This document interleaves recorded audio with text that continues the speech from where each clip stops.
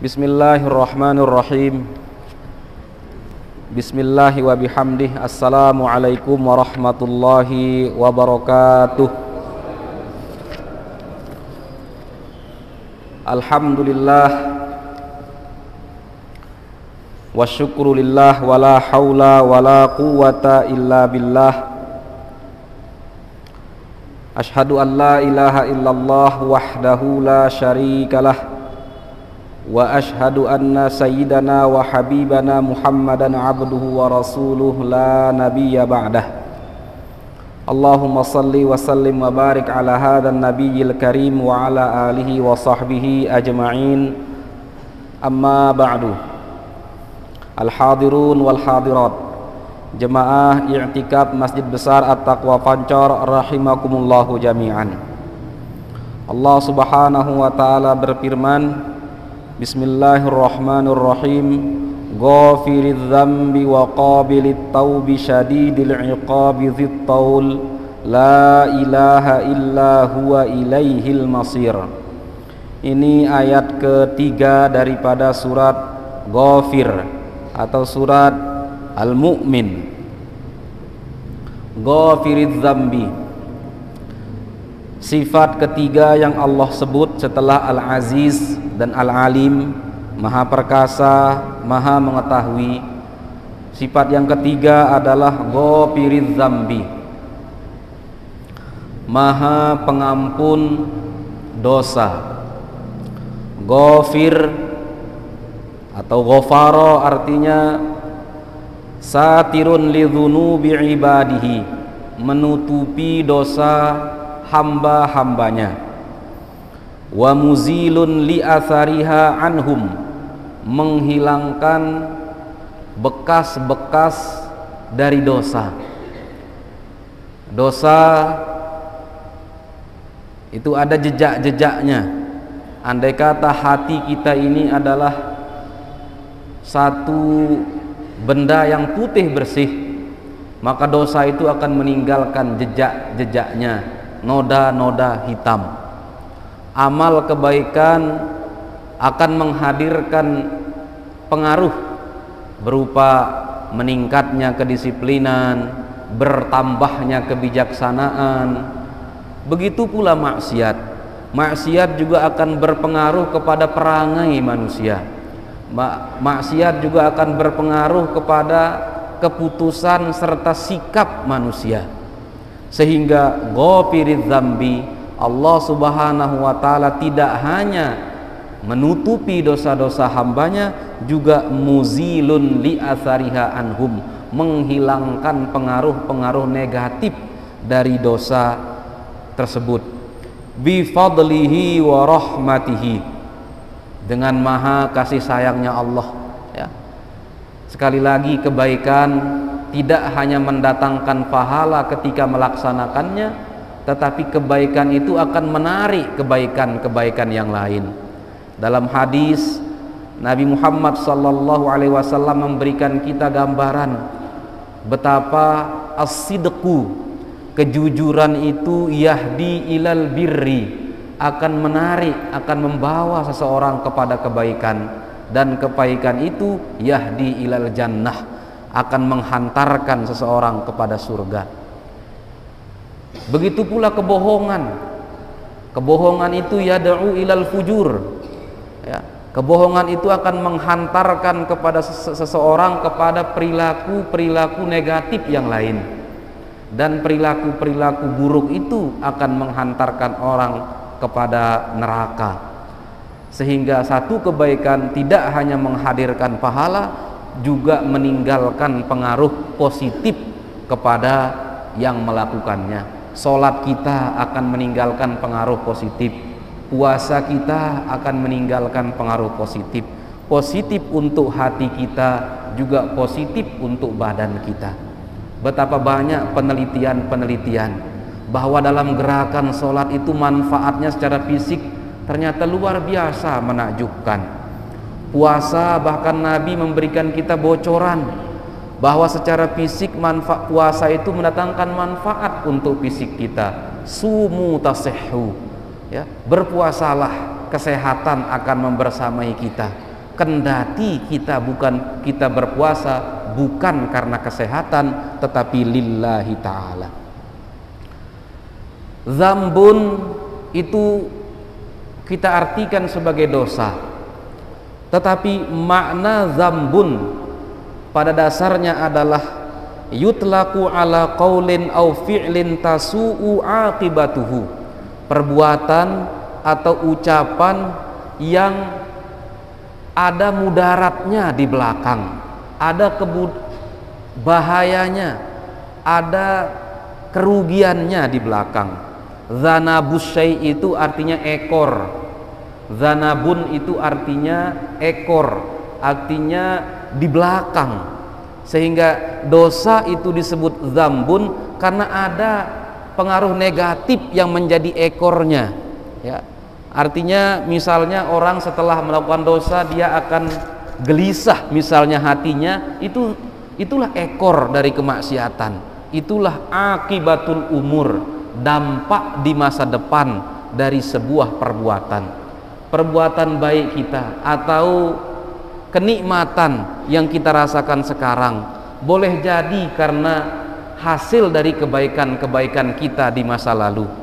Rezeki seseorang yang melimpah sekarang boleh jadi hasil dari kebaikan-kebaikannya di masa lalu. Begitu pula gersangnya hati seseorang, gelisahnya perasaan seseorang karena maksiat atau karena dosa yang pernah dilakukan. Jadi ghafaro artinya menutupi, zambun itu akibah, ya, dampak daripada sesuatu. Ghafiriz dzambi wa qabilit taubi, Allah subhanahu wa ta'ala maha pengampun dan maha qabilit taubi, maha penerima taubat dan maha penerima taubat. Pengampun didahulukan penyebutannya oleh Allah dari maha penerima taubat, padahal Allah subhanahu wa ta'ala mengajarkan kepada kita bertaubatlah dahulu, Allah akan mengampuni. Sehingga dalam urutan perbuatan manusia, taubat dulu baru kemudian ampunan. Allah menerima taubat seorang hamba, kemudian mengampuninya, kemudian merahmatinya. Tetapi pengampunan dosa didahulukan dari penerimaan taubat, padahal orang yang bersalah, orang yang berdosa itu bertaubat dulu maka datang ampunan. Inilah namanya at-taqdim wa ta'khir. Ada yang Allah sebutkan dulu, ada yang Allah belakangkan. Ada makna daripada takdim wa ta'khir. Misalnya banyak kita temukan ayat yang urutannya Ghafurur Rahim, maha pengampun, maha penyayang. Mengapa Ghafur didahulukan penyebutannya daripada Rahim? Misalnya innaka antal alimul hakim, sesungguhnya engkau Allah maha mengetahui, maha bijaksana.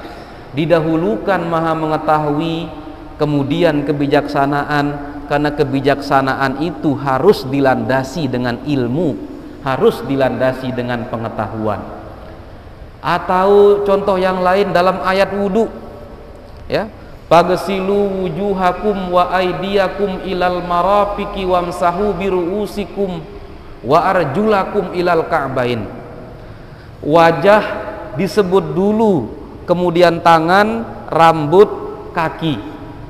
Kendati penyebutannya kata sambung yang digunakan tidak menunjukkan makna berurutan, hanya menunjukkan makna mengumpulkan. Apa yang orang lakukan ketika wudhu? Basuh wajah dan basuh tangan dan mengusap rambut dan membasuh kaki, menjelaskan hal-hal yang perlu dibasuh ketika wudhu. Sehingga tidak sedikit para ulama menyimpulkan bahwa wudhu itu tidak wajib tartib. Jadi boleh saja tangan dibasuh dulu baru kemudian wajah. Yang penting semuanya harus dibasuh. Misalnya Imam Abu Hanifah An-Nu'man menyatakan bahwa tartib berurutan tidak termasuk hal yang wajib dilakukan dalam wudu, karena ayat itu hanya mengumpulkan bagian-bagian tubuh yang wajib dibasuh ketika wudhu.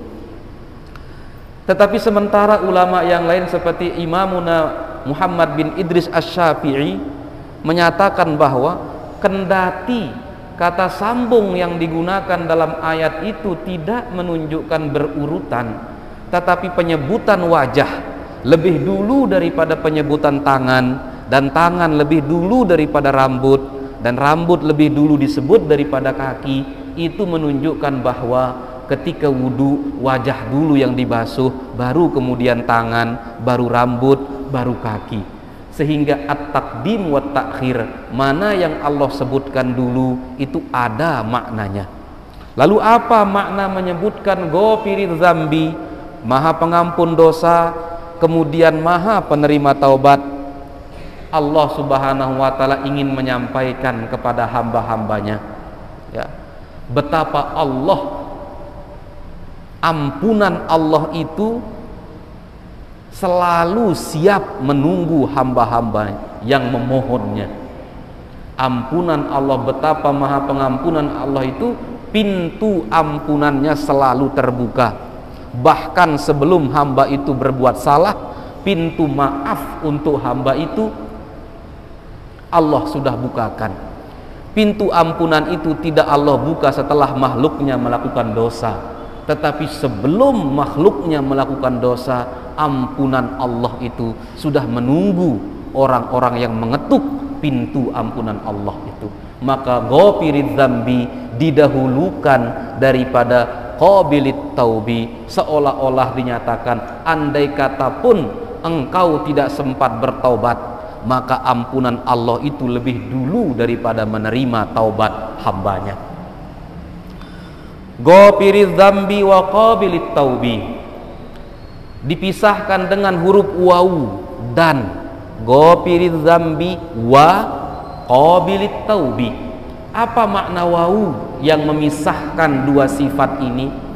Kata ulama, ada wawu di antara dua hal itu menunjukkan dua hal tersebut berbeda. Maha Pengampun berbeda dengan Maha Penerima taubat. Ghafiriz Zambi berbeda dengan Qabilit Taubi. Lalu apa fungsinya? Apa pengaruhnya kalau dia berbeda? Itu melahirkan pandangan-pandangan yang besar di antara para ulama, sehingga terpecahlah pandangan ulama itu menjadi dua bagian. Pendapat Mu'tazilah misalnya menyatakan ampunan Allah itu tidak datang kepada pelaku dosa besar sebelum bertaubat. Tetapi Ahlus Sunnah wal Jamaah meyakini bahwa apa? Allah bisa saja mengampuni seseorang tanpa orang itu harus bertaubat. Karena ampunan Allah itu hak mutlak dari Allah. Allah bisa saja mengampuni seseorang walaupun orang itu tidak bertobat. Allah bisa saja menghukum orang yang beriman. Allah bisa saja memakmurkan hidup orang yang bermaksiat kepadanya, karena semuanya adalah hak mutlak daripada Allah Subhanahu wa ta'ala. Sehingga yang menyebabkan ampunan Allah itu bukan taubat kita, yang menyebabkan rezeki kita itu bukan doa-doa kita, yang menyebabkan masuk surga itu bukan amal ibadah kita, tetapi memang birahmatihi wa fadlihi, bimannihi wa karomihi. Karena kasih sayang Allah, karena kemuliaan Allah, bukan dipengaruhi oleh perbuatan-perbuatan kita. Kalau pemaafan manusia dipengaruhi oleh perbuatan orang, artinya apa? Kita memaafkan orang kalau dia minta maaf kepada kita, sehingga pemaafan itu dipengaruhi oleh permintaan maaf. Kadangkala kita juga memberikan uang jajan kepada anak kita kalau dia meminta, maka pemberian kita itu dipengaruhi oleh permintaan daripada anak kita. Kalau anak kita misalnya diam-diam saja, misalnya kalau orang itu diam-diam saja, tidak pernah meminta maaf, tidak pernah menutupi kesalahannya dengan perbuatan baik, belum tentu kita memaafkan. tetapi maafnya Allah tidak dipengaruhi oleh apapun, bahkan oleh pertaubatan seorang hamba. Tetapi adab sebagai manusia, Allah mengajarkan kepada kita bertaubat dulu, baru kemudian beristighfar, memohon ampun, baru kemudian ampunan datang. Karena laisa minal adab, ya, bukan termasuk adab kita minta ampun terus-terusan, kemudian kita tidak pernah memperbaiki kesalahan kita.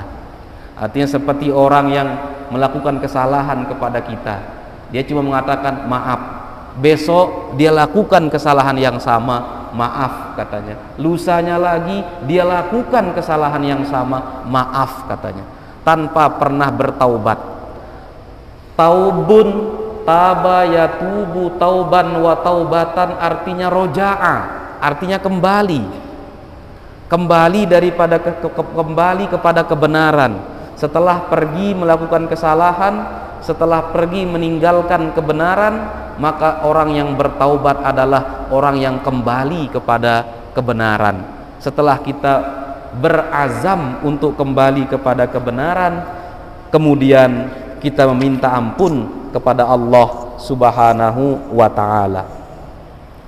Syadidil iqabi dzit tauli, walaupun Allah aziz, maha perkasa, alim, maha mengetahui, maha pengampun dosa, bahkan bisa saja Allah mengampuni dosa seseorang tanpa orang itu bertaubat sampai dia meninggal, maha penerima taubat. Tetapi jangan merasa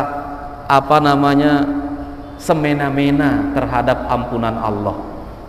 Ingat, Allah juga syadidil iqab, siksanya itu pedih.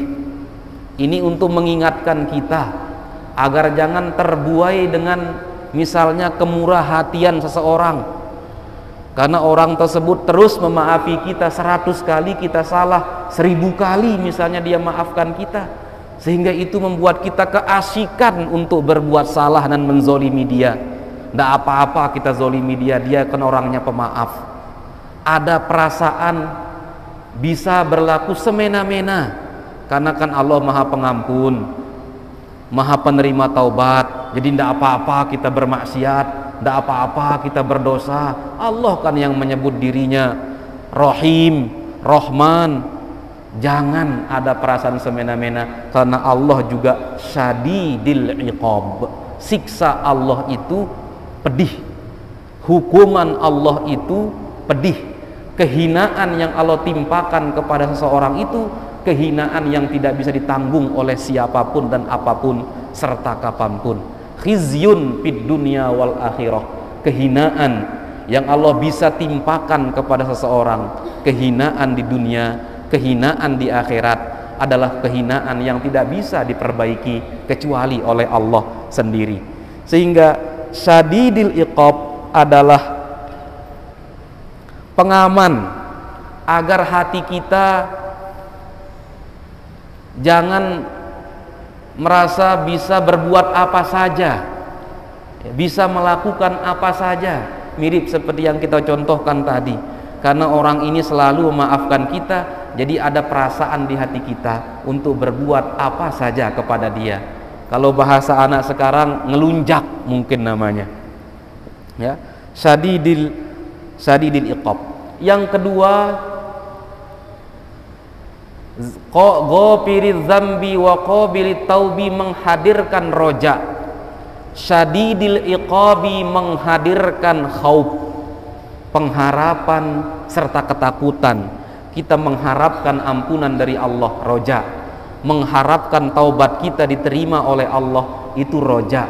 Tetapi kita juga harus menghadirkan ketakutan di hati kita bahwa siksa Allah itu pedih, neraka itu siksanya sangat pedih, sehingga kita hidup di antara khauf dan roja. Jadi pengharapan ketika beribadah, kita optimis ibadah kita diterima oleh Allah. Ketika kita berdoa, kita harus yakin doa kita diijabah oleh Allah. Ud'ullaha wa antum muqinuna bil ijabah. Berdoalah kepada Allah dalam keadaan engkau benar-benar yakin Allah akan mengabulkan doa-doamu. Kita berbuat baik, yakin Allah akan menerima kebaikan-kebaikan kita. Tetapi ketika kita berbuat maksiat, kita menghadirkan khauf kita, sehingga kita dengan segera bertaubat, dengan segera memohon ampun kepada Allah Subhanahu wa taala. Yang kedua, Ghafiridz dzambi wa qabilit taubi, termasuk sifatul jamal, sifat yang indah, sifat yang penuh kasih sayang dan kelembutan. Syadidil iqab, itu menunjukkan sifatul jalal, keperkasaan Allah, maha kuatnya Allah. Maka kata ulama, mana yang lebih diutamakan, roja atau khauf, sifatul jamal atau sifatul jalal, sifat-sifat yang indah dari Allah, ataukah sifatul jalal yang menunjukkan maha kuat, aziz perkasanya Allah, dan seterusnya dan seterusnya. Kata ulama, ar-raja'u muqaddamun alal khauf, pengharapan kita kepada ampunan kasih sayang Allah itu seharusnya lebih, karena Allah mensifati dirinya dengan sifat yang indah-indah, sifatul jamal, lebih banyak daripada hal syadidul iqab, muntaqim, jabbar, qahar, ya. Lebih banyak sifat rauf, rahman, rahim, wadud, syakur, ya, salam, kudus, sifat-sifat yang indah. Maka sisi keindahan dari agama ini harus lebih ditampakkan daripada sisi jalal, sisi ketegasannya untuk pelaku maksiat. Sisi bagian-bagian yang indah daripada ajaran agama ini harus lebih ditampakkan. Artinya apa? Memang dalam ajaran agama kita, kalau memang kondisinya sudah benar-benar mengharuskan untuk itu, peperangan pun akan dilakukan. Tetapi mana yang lebih didahulukan, perdamaian ataukah peperangan? Mana yang Nabi lebih dulu ajarkan, membuat perjanjian damai ataukah melakukan peperangan? Nabi mengajarkan, juga mencontohkan bahwa perdamaian muqaddam, lebih didahulukan di atas peperangan. Yang jamal, yang indah-indah Allah dahulukan. Sifat yang keenam, ya, zid tauli. At-taul maknanya adalah al-fadlu. Allah Subhanahu wa taala maha memiliki anugerah. Anugerah itu semua berasal dari Allah, apapun bentuk anugerah itu. Jika kesehatan itu adalah anugerah, maka anugerah itu berasal dari Allah. Jika harta benda adalah anugerah, maka harta benda itu datangnya dari Maha Razzaq, Maha rezekinya Allah. Allah lah yang memiliki anugerah, ya. Dalam sebuah ayat misalnya, wa man lam yastati' minkum taulan, ya. Jadi barang siapa yang belum memiliki kemampuan, belum memiliki katakanlah sesuatu kelebihan harta materi, ya, hati-hati kalau mau menikah, ya, hati-hati kalau mau menikah. Artinya belum memiliki kemampuan, itu mungkin berupa kemampuan mencarinya. Saat ini memang dia belum punya uang, tetapi kemampuan untuk mencarinya juga belum dia punya, ya. Taul itu semuanya berkaitan dengan anugerah benda maupun yang bersifat non benda. Apa pelajarannya? Syadidil iqab, diapit, di depannya sifatul jamal, di akhirnya sifatul jamal. Syadidil iqab, sebelumnya ghafiridz dzambi wa qabilit taubi, diapit oleh zid tauli. Sekali lagi menunjukkan apa? Kemurahan Allah itu adalah lebih besar. Sifat sejati dari Allah adalah Rahman Rahim, menyayangi. Adapun marahnya Allah, syadidil iqobnya Allah, kapan datangnya? Kalau ada kesalahan dari makhluknya. Kalau tidak ada kesalahan dari makhluknya, Allah tidak menghukum makhluknya. Maka syadidil iqob itu datang belakangan sesuai dengan kesalahan yang dilakukan oleh makhluknya. Namun Rahman Rahimnya Allah itu memang sifat yang makhluknya itu baik atau tidak, Allah tetap kasih rezeki. Dia muslim atau tidak, Allah kasih kesehatan, Allah kasih pernapasan, Allah kasih materi. Tetapi syadidil iqab, maha pedih siksanya itu hanya muncul ketika hamba itu melakukan kesalahan, karena hukuman itu tidak diberikan kepada orang yang tidak melakukan kesalahan. Jadi sisi kebaikan daripada Allah itu jauh lebih tinggi daripada Al-Muntaqim, maha membalasnya Allah, maha menyiksanya Allah subhanahu wa ta'ala. Itu diapit oleh Ghafiriz Dzambi wa Qabilit Taubi, kemudian Dzit Tauli. Dzit Tauli juga mengandung pesan, Allah lah yang memiliki karunia, Allah lah yang memiliki anugerah.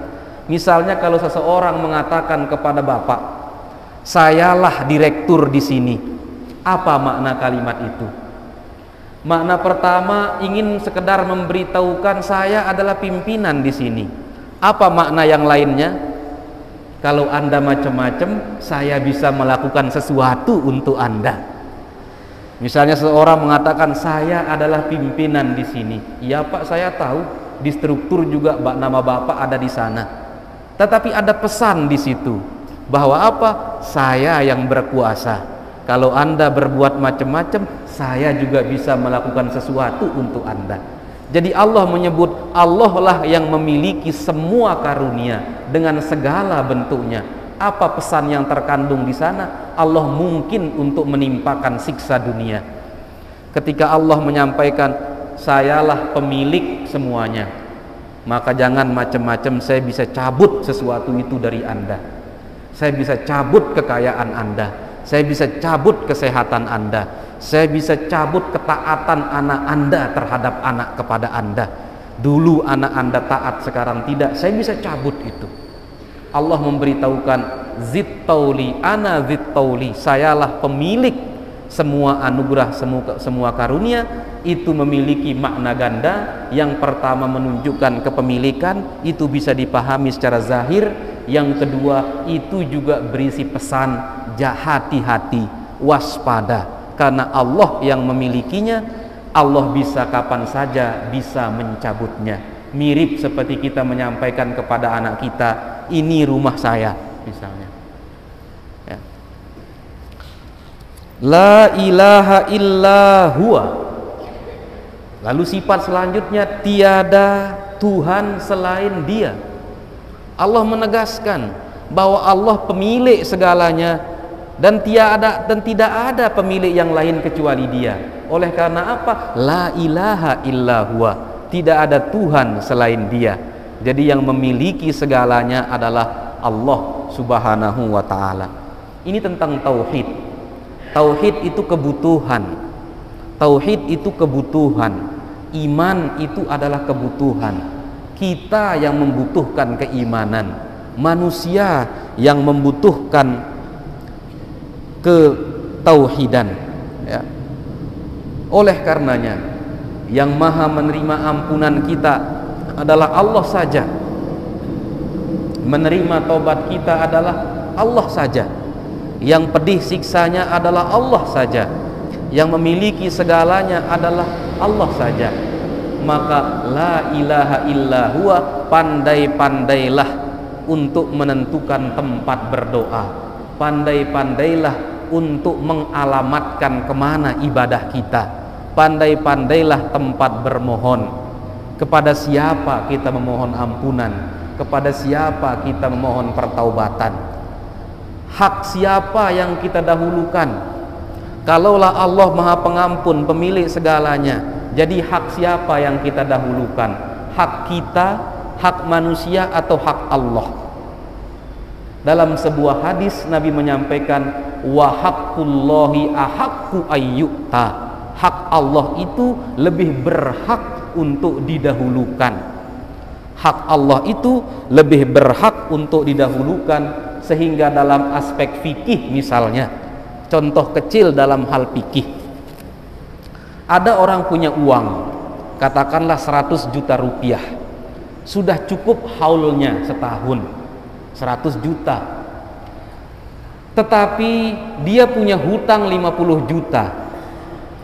Kalau dia bayar hutangnya lebih dulu, maka dia tidak wajib zakat, karena 50 juta tidak cukup nisab.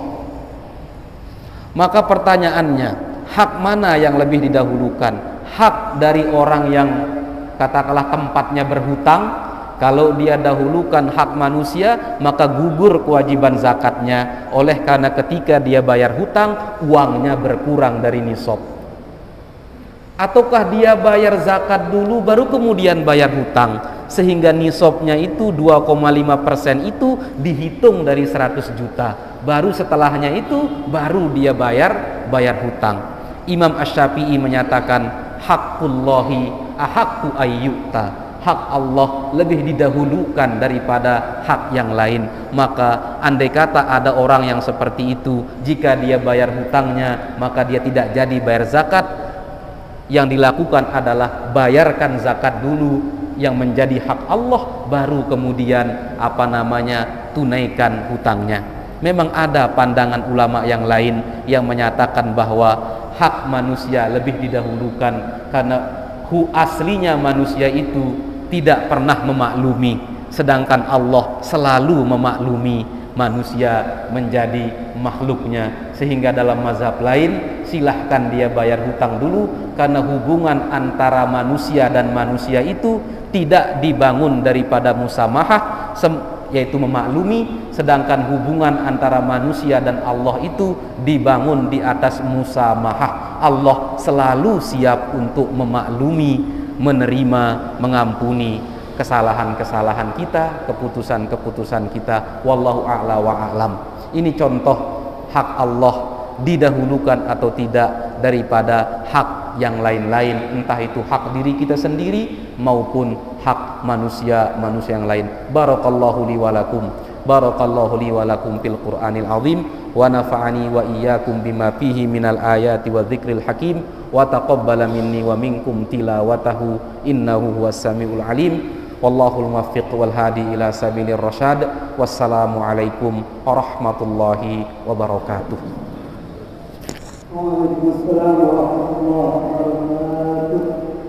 Alhamdulillahirabbil alamin. Jazakumullahu khairan. Terima kasih Bapak Ibu yang telah berkenan tentang